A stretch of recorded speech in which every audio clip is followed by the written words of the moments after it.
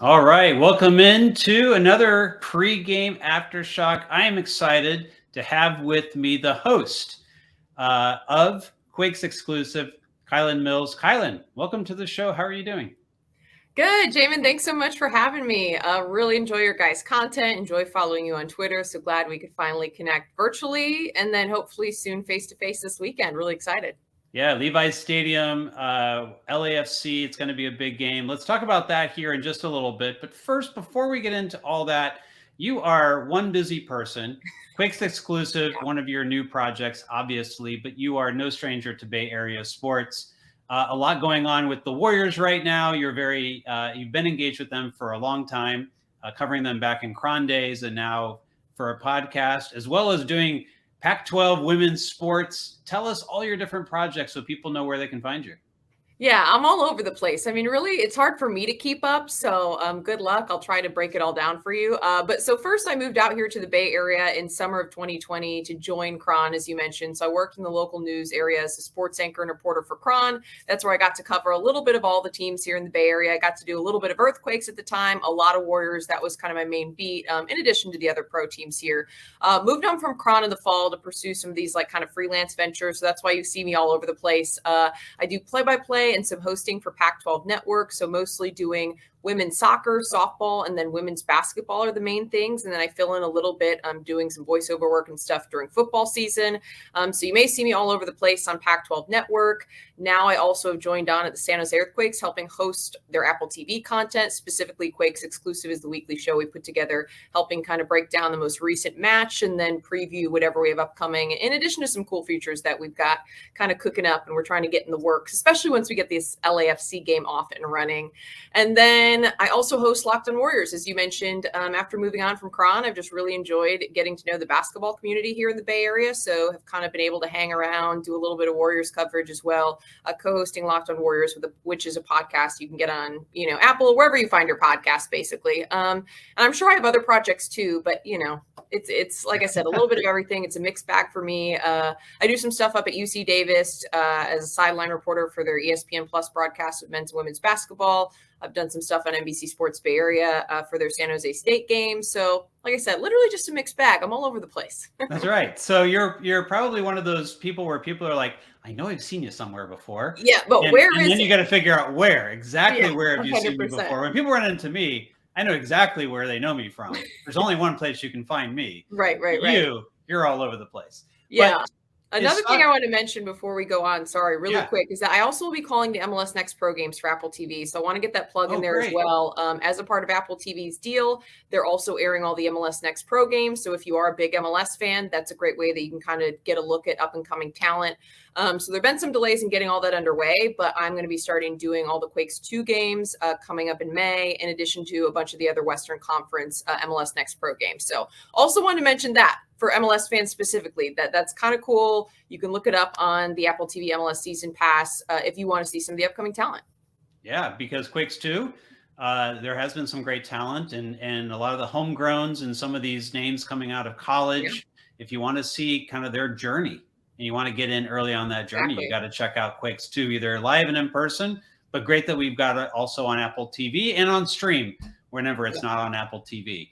So is soccer your first love? Because you played D2 soccer. So does that mean like it's number one in your heart, or kind of where does it fit with all these other sports? Yeah, so soccer has always been number one in my heart. And I love telling people this because any chance I get to talk about soccer, like I think that you can kind of feel the passion. I played soccer since I was 3-4 years old, preschool age, played going through college. I played at a Division II school in the Chicago area called Lewis University. If you're wondering what position I played, I was mostly a 6. That's like kind of my natural role as a defensive midfield role. I don't know why I feel like people always ask about what position. And then after college, I also played 1 season in the WPSL as well. Before retiring now to the old washed up co-ed leagues, which is something that I still do. So I still do play and I like to kick it around, but soccer has really long time been my first love. I do like other sports and played other sports growing up, but soccer is always going to be number one in my heart. Maybe nothing to announce, but how excited are you for an NWSL team in the Bay? Yes. Oh my gosh, this is long overdue. I am so excited that those four incredible ladies were able to get this to go through. It's not a big shock to me, just given how awesome the soccer community is here in the Bay Area. That's one thing that stood out to me as soon as I moved here, started getting to know people, is that like this really is a super vibrant and competitive soccer community. I mean, growing Right. up in the Chicago area, even playing, at a young age, playing in some of the competitive regional tournaments, traveling the country, like California teams are always good, so that's something I always knew. But then coming here to the Bay Area specifically, like super competitive club scene, the youth scene is getting crazy. I also coach some club soccer as well, for the San Francisco Vikings for some of their younger girls teams. And like the soccer scene in San Francisco, the youth scene is super competitive. And then you've got the incredible collegiate system we have here. I mean, obviously, Stanford specifically has a great history. As I mentioned, I get to call some of their games on the women's side, and they seem to have this pipeline to the U.S. women's national team, which is awesome to watch. Santa Clara, recent national champions. Cal, history of being really good. So on the women's side, then also the men's side as well, though. It's just, super competitive and really high level collegiate soccer here too. So it's been really fun to watch, and now to get to know some of the Earthquakes fans, super passionate fan base here. So it's been really fun. Yeah, I grew up near Chicago myself, and I Yeah. can confirm it's much more competitive out here in California for sure. Yeah. So let's turn our attention to this game that we have on Saturday. The Earthquakes are out to a overall good start. I think, like I call it a measured success: 4 wins, 3 losses, 3 draws early in the season, and there is no bigger opponent in this league right now than LAFC. Any game against LAFC is an event. It's often going to get put on the national, level coverage on Fox. And the Earthquakes now have an opportunity to play them in a game at Levi Stadium in front of 40,000 plus fans, is the latest attendance that I'm hearing. You've been there a bit this week, and you're at PayPal Park today. Like, what's the buzz around this game right now? Oh, there's so much buzz around this upcoming matchup. First of all, the Quakes are more competitive than they've been in recent years, and that's exciting to watch. Like you said, a measured success. There's a couple of these road matches in particular. I was looking at Austin FC, where maybe you feel like you could have gotten 3 points instead of the one, but overall, a successful start for the San Jose Earthquakes. So now you've got a competitive team going up against an LAFC team that is going to be very good. The MLS Cup defending champions. They're coming in here as the only team remaining undefeated in MLS play. So we know this is going to be a tough battle. It's always a tough battle. The last couple seasons. Last season, we got 2 great showings, or at least great and entertaining matches between LAFC and the Earthquakes. So there's just a ton of buzz. I mean, there's excitement amongst the players. They know what this game means. They know what it means to play at Levi Stadium in front of more than 40,000 fans. They know how much this means to the community here. So I think the players are definitely feeling it, and they're really fired up. I was out yesterday. There was a media day open practice at Levi Stadium, and the players are really locked in. They're focused. They're excited. They know what this means and how big this opportunity is. And then, like I said, just given the success of the team this season, there is a belief that they can win this match and that they can come out and make a statement in this game. So just a big opportunity for the Earthquakes. And then also community-wise, there's a lot of buzz surrounding this game. You just mentioned, just the attendance is expected to be huge. That would make more than 40,000 fans, would make this a top 5 opponent across the MLS, or a top 5 attendance across the MLS this season. So, I mean, this is the potential to really be a landmark game across the league, which is super exciting. It's a huge opportunity, and the Quakes have this new product they're trying to roll out. So, like, this is a chance to maybe get some more eyeballs and show people what you can do. Yeah, it's exciting to see that. I think the club is taking very seriously this idea that they need to expand the fan base. And it's something that Jared Shawley recently mentioned in a goal.com article. I'm optimistic I'm going to get to talk to him a little bit more about this coming up this weekend. But, this opportunity to go into a place like Stanford, which they've been doing every year, and they get 50,000 for that game, and it's got its fan base. But now they feel like, hey, we need to establish these fan bases, additional and expanded fan bases across the area. Coming into Levi's, what type of additional fan base do you think maybe this can bring in that maybe they're not going to necessarily get to any regular game at PayPal Park? Well, first, I think the Quakes have done a good job of marketing this game also as a big Cinco de Mayo party, Hispanic Heritage Day. So I think they've done a good job of marketing this as a community event, not just an event for diehard soccer fans. And that's one thing I think that's going to be huge for the club moving forward is, bringing in some of these people who maybe aren't diehard fans or who weren't aware of the Quakes, but realize this is a fun environment. This is going to be an entertaining product the Quakes are going to put on the field. You don't have to know maybe all of the specific analytics and X's and O's, but if you enjoy the game of soccer, you can come out and have an enjoyable experience, start to follow this team, and really get to know also the players, the organization, and everything that it stands for. Because the Earthquakes have really done a good job, I think, of just trying to plant some roots in the community. And this is going to be a way to bring people together, not just for soccer, but, the Cinco de Mayo festivities as well. And all they've been trying to do to, kind of jazz up the game with some of the extras. El Fantasma is going to be performing at halftime. They've got this big pregame celebration. They're bringing in former Mexico national team players who are going to be meeting with people. So I think the Quakes have done a good job of trying to, add some other activities and festivities around the game to hopefully draw in some new fan bases. And you mentioned people already know kind of what the Classico brings and what Stanford brings, but this is a totally different look. And so hopefully, we'll be able to see some of those fans who want to come in and take part of the festivities say, hey, this game and this match is actually really fun too. I want to come back and I want to keep watching this team. Yeah, absolutely. It was an event at the Cali Classico that brought my family, into the Earthquakes, plus the youth soccer connection. And these are things that a little was named as the MLS Player of the Month. Really exciting news. The first Quake to receive the honor since Showfeast a couple years back. What a month from Christian Espinoza. And normally you would go like, yeah, he probably had 6 or 7 assists. This guy's putting balls in the back of the net. As someone who's analyzed this team for quite some time, and I'm into the X's and O's that you mentioned and things like that. There's questions like, what's with this, new goal scoring Christian Espinoza? It's pretty exciting stuff. Like, from your observances and your soccer background, like, what do you see as different about Christian right now? It's been really fun to watch the evolution of Christian Espinoza. I've watched him the last couple seasons, and as you mentioned, he's really cemented himself as the assist man and the man who's going to swing some really great crosses into the box. This season, he's being more intentional about taking looks on goal and being a little bit selfish in the attack, and that's something that's not a negative when you look at soccer players. There are times that you want to be able to use that creativity and to be able to take that look on goal. I think he's just more confident and more aggressive in taking shots himself. I mean, that banger from outside the 18 in the Colorado match was just incredible. And that's the kind of talent and quality that Christian Espinoza has in his arsenal. Now he's not afraid to take those looks on his own. So I think that he's just continuing to evolve as a playmaker who's now not just creating for his teammates. He's creating looks for himself, and he's not afraid to take those looks with the confidence and aggression to look directly on goal. So it's really, really fun to watch. 6 goals so far, which has been top 5 in the MLS going into this weekend. I'm expecting to see more from Christian Espinoza. He also added in 3 assists as well, which is great. And I think we'll see more of those numbers, but the goal scoring is what's really exciting. He has a really quality strike, great touch, and now he's doing such a good job of creating those opportunities for himself and then taking them when they're there. Yeah, completely agree. But since you're a former 6, let's talk a little bit more on the defensive side, because this team has done a really good job, I think, defending, particularly at home. Not quite, where I think they need to be on the road to get the results that we talked about earlier. Yeah. But, there are plenty of new faces back there.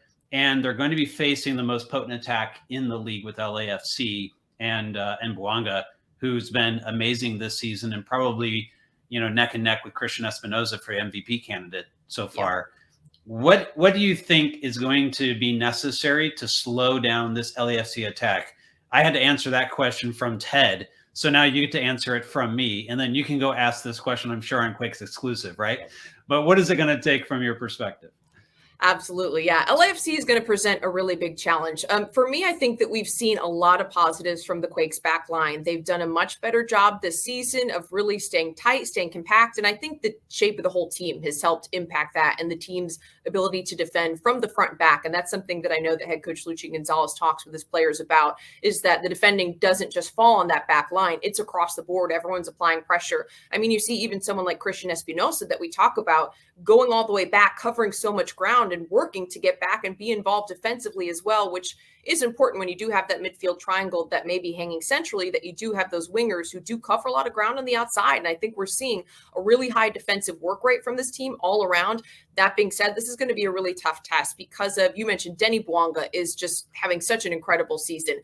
For me, though, the one area that I think that the Earthquakes just really have to tighten up is being able to put together a full 90-minute performance from the back line without any mental lapses. Because when you look at some of the LAFC, the Austin FC goals, for example, they gave up last weekend, there was just a little bit of disorganization in the box, a little bit of miscommunication on some balls being swung in. I actually paused and froze it and was looking back, just at some freeze frames of those plays. And specifically, there's defenders there, there's people there, and the Earthquakes just got caught ball watching a little bit. And to me, those are just kind of small mental things where you have to make sure you stay locked in and that you're staying focused. And, for example, that one goal the second goal coming 3 minutes after the Earthquakes scored, that's an area where right after you score, you have to be especially defensively locked in and you have to be mentally focused. And so to me, those are just some small things that I feel good news-wise that are fixable.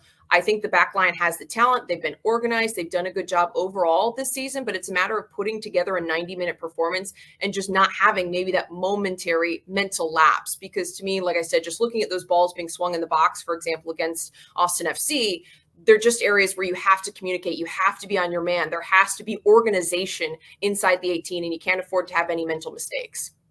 So last question for you, and we'll let you go because you got a lot going on. And I know you got a bunch of media that you're doing tomorrow morning. And it's it's the Kylen Mills media circus apparently this week. So you're doing a lot. But I want to talk a little bit about, give us just a little backstory about how did Quakes Exclusive come together? Obviously, teams were looking for Apple TV content, but some teams took this very seriously and other teams not so much. The Quakes, I felt, took it really seriously, and they were exploring a lot of angles around what they wanted to do around Apple TV content. I got to talk to them myself a little bit about it, but I like this team that they put together.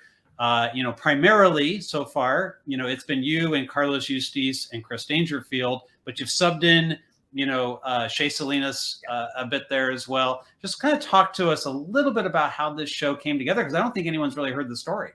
Yeah, no, would love to share the story, and I'm glad you asked about it. So yeah, as a part of this Apple TV deal, first of all of the teams and the clubs are responsible for putting together a certain amount and a certain type of content, and that's kind of how the idea for Quakes Exclusive came together from some of the higher ups in the club. I had covered the Earthquakes, during my past at Cron, and so they reached out to me and said, hey, we know we're going to need some people to help us host and be on camera for some of this Apple TV content we've got coming up. Is there any chance you'd want to be a part of it? And I jumped at the opportunity. I said, absolutely. Having covered the signing of lights just went off on me. I'm in a room where it's the motion detector light. So if I just still see you, you're okay. Okay. I have an LED light here, but it was just poof. All of a sudden everything gets dark. But in terms of the Apple TV project, they reached out to me. I'd been familiar with the Earthquakes, had come out and covered them. I was super excited to see kind of what the Luchi Gonzalez era would bring. So it was a no-brainer for me to want to jump on. And so the former communications director, Jake Pisani, was actually the one who kind of helped and worked with some of the higher ups here at the Earthquakes to conceptualize what this was going to be. And it was something where we all put our heads together once we kind of knew that Carlos was going to be involved, that Chris Dangerfield, who has been a longtime analyst of the team, knows the team like the back of his hand, former, longtime midfielder for the Quakes as well. It just kind of started coming together, and we started having conversations about how we wanted this to look, what we wanted to do with this. And one thing I think you pointed out that's really important to note for Quakes fans is they should be excited about how seriously the club is taking this. And that's something that jumped out to me immediately in having conversations about being a part of this, is that this is something where they really wanted to invest in having really great media and content available on MLS Season Pass for Quakes fans. The requirements as far as Apple TV goes are not as aren't as high quality as what the Quakes are putting out there. So if you do look on at MLS Apple TV, MLS Season Pass, you'll see, just kind of different ranges across the teams. But I think you'll notice that what the Earthquakes are putting out is really, really high quality and amongst the best in the league. So that's been really cool to see and fun to be a part of. And I want to mention that there's a lot more coming down the pipe too. So something that we've been talking about is really wanting to bring some unique features to the show that people can't find anywhere else. And I'm talking about like walking around with a grounds crew and showing you what goes into getting an MLS pitch prepared, talking a little bit with the scouting team and, seeing what is it like when they're trying to pick out future talent. What is a day in the life of Luchi Gonzalez like? So there's all kinds of different conversations that we've been having behind the scenes, now that this is up and running. And I think first, you just want to get things off the ground, make sure everything's going smoothly and running smoothly, is now how can we expand this and really try to incorporate not just some of what we're doing right now, which is a little bit of match recap, analysis, a little bit of, some of the looks ahead, some interviews with players. Now we really want to expand this to bring some really, really cool content and some of the unique features and behind the scenes things that you just don't get. And that's the one thing that's really cool about MLS Season Pass, is that this is now a place where MLS fans, soccer fans, can go and really get content that hasn't been out there ever before. Well, coming from the data guy, I want to do that interview with the data analysis team. I wrote an article about them, so grab that one. I think that would be quite interesting. We need to get them on camera. I'm sure they would love that. Data people always want to be on camera. I do it, right? They can do it too. All right. Well, I appreciate you, Kylin, stopping by today.